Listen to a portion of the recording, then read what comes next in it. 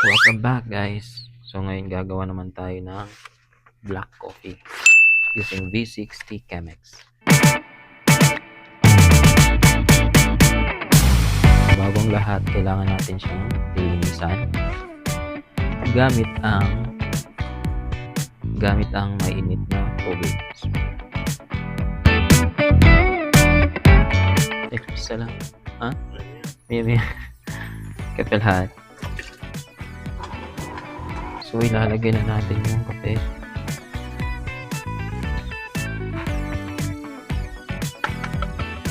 So ang nilagay ko dito guys, 25 grams of coffee kasi medyo malaki yung lalagyanan, so kailangan natin dadagdagan yung kape.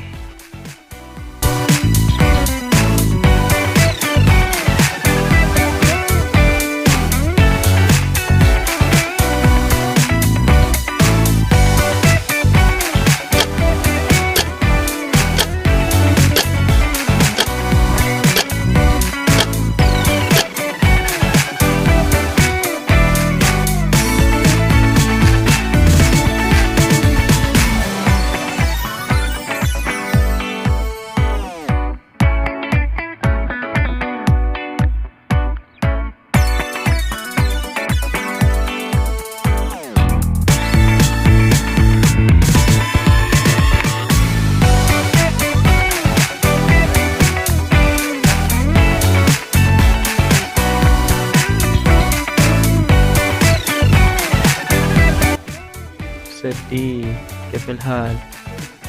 Guys, alhamdulillah.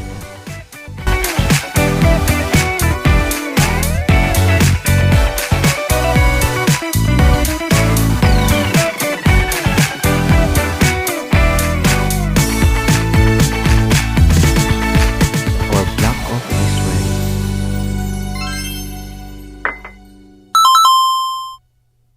So, ito siya sa ladies department. So since hindi ako nakakapasok sa area nila, so nilalagay ko na lang sa lamesa para i-message ko na lang sila na ready na yung kape nila.